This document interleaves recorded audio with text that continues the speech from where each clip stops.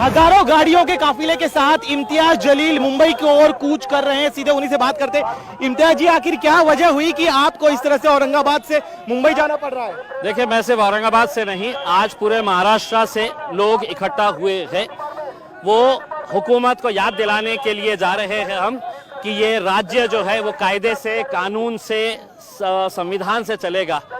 जिस तरीके से जाति, धर्म और मजहब के नाम के ऊपर गंदी घटिया राजनीति खेली जा रही है, स्टेज के ऊपर खड़े रह के मुसलमानों को गाली दी जा रही है, हमारे धर्म के ऊपर गाली दी जा रही है, कोई कार्रवाई नहीं हो रही है, पुलिस खामोश बैठी हुई है, सरकार प्रशासन है तो इसको बढ़ावा दे रही है। और अफसोस के साथ कहना पड़ रहा है कि अदालतों से जो उम्मीद थी कि अदालत ने इसके बारे में कोई सख्त रवैया अपनाना चाहिए, वो भी जब खामोश नजर आ रहे हैं तो हमें मजबूरन सड़क के ऊपर उतर के हमें कहीं ना कहीं सरकार को जगाने के लिए हम जा रहे हैं, उन्हें संविधान की एक कॉपी देने के लिए जा रहे हैं। आप कह रहे हैं सरकार को जगाने के लिए जा रहे हैं, लेकिन आप बताइए आखिर इतना बड़ा हजारों गाड़ियों का काफिला आप अरेंज कैसे कर पाए?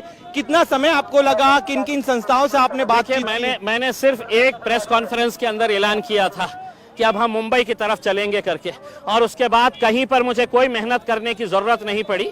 आज आप देखेंगे इतना सारा हुजूम जो है वो इस बात की गवाही दे रहा है कि लोगों के अंदर कितनी नाराजगी है।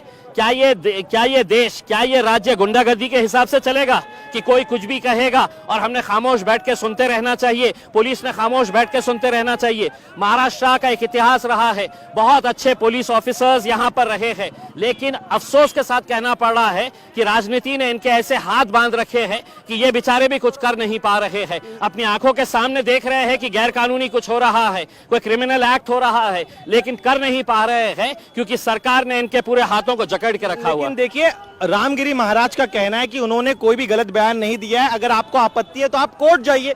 आप इस तरह से सड़क पूरी समृद्धि एक्सप्रेस हाईवे है वो पूरा जाम हो गया है। रामगिरी महाराज आपके लिए हो सकते हैं, ये ऐसे गुंड कहा जाता है, हमारे लिए महाराज नहीं, उन्हें कहा जाता है। ऐसे गुंड प्रवृत्ति के लोग भगवा चोला ओढ़कर कैसे धंधे करते हैं ये आपने देखे होंगे।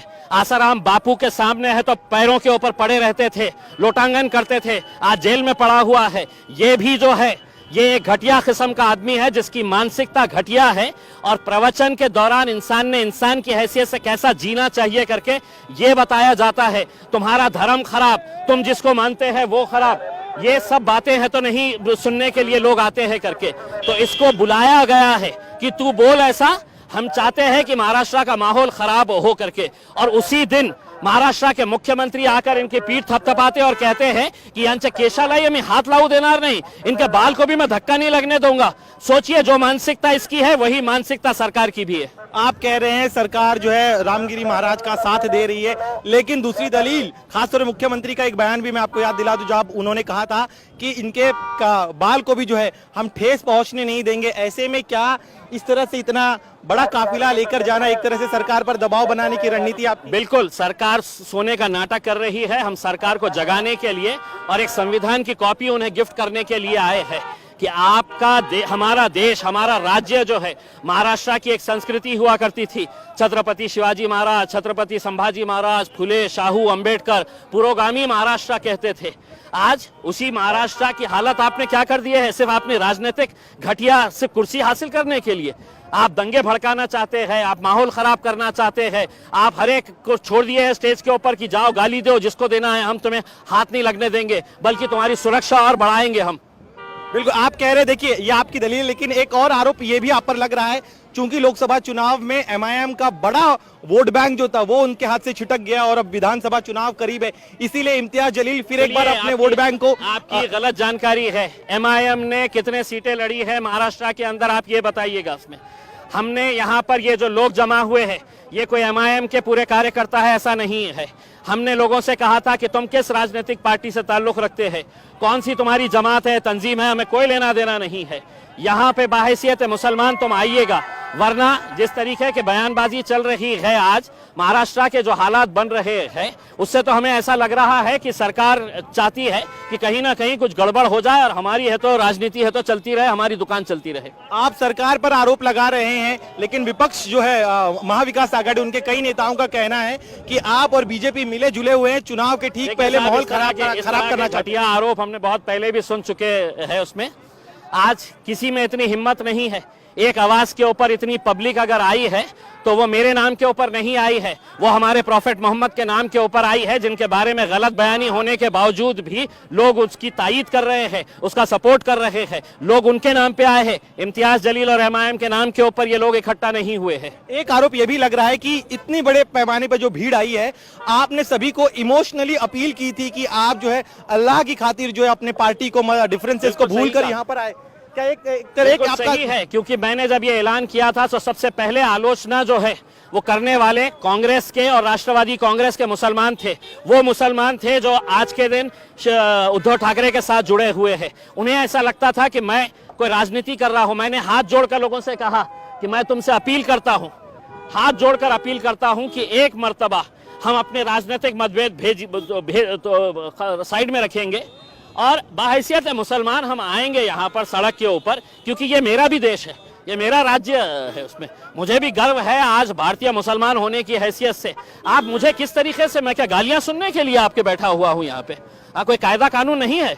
जो कानून है तो नारायण राणे के लड़के के खिलाफ के लिए है, वही कानून मेरे लिए है। अगर वो बोल सकता है तो मैं भी बोल सकता हूँ, उससे अच्छा बोल सकता हूँ।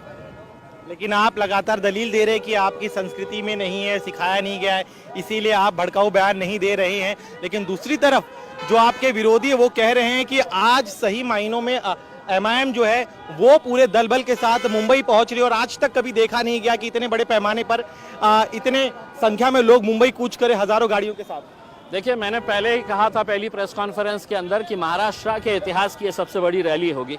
लेकिन जैसे जैसे ये काफिला बढ़ता गया, मैं आपको यकीन के साथ कहता हूं कि हिंदुस्तान के इतिहास के अंदर इतनी बड़ी रैली आपने देखे नहीं होंगे जो आज मुंबई पहुंचे तक लोग अलग अलग इलाकों से हमें जोड़ने वाले। लेकिन अगर आपको मुंबई तक पहुंचने नहीं दिया गया तब क्या निकले तो सही है, निकले तो सही है। हर रोज हमारा संघर्ष का दिन है, हर रोज हम लड़ते रहते हैं, आज भी लड़ेंगे, संघर्ष करेंगे। हमारा मकसद जो है पहुंचाने का, वो पहुंचाने की कोशिश करेंगे। उसमें राजनीतिक दलों के झंडे को लाने से आपने क्यों इनकार किया? क्या आपके एक रणनीति का हिस्सा था? बिल्कुल, हमने ये कहा था कि ये कोई राजनीति का मामला नहीं है, ये हमारे मजहब से, हमारे धर्म से जुड़ा हुआ मुद्दा है, ये इंसानियत से जुड़ा हुआ मुद्दा है। प्रॉफेट मोहम्मद जो है वो इंसानियत का पैगाम दिए हैं और आप इस तरह की बयानबाजी करते हैं। 60 एफआईआर रजिस्टर होने के बावजूद भी कोर्ट का काम नहीं था अदालत का कि अदालत ने पुलिस से पूछना कि चार्जशीट कितने उसमें फाइल हुई है, क्या एक्शन लिया गया है करके। उसमें पुलिस खामोश बैठी हुई है, हाथ बांध दिए गए हैं। आईपीएस ऑफिसर डरे हुए हैं कि कहीं पर हमें कोई नक्सलाइट एरिया के अंदर ट्रांसफर कर देगा, तो कोई कुछ कर नहीं रहा है। चलिए, एक आखिरी सवाल मेरा, यहाँ पे जो पीछे भीड़ दिखाई दे रही है, इस भीड़ के बारे में बताइए।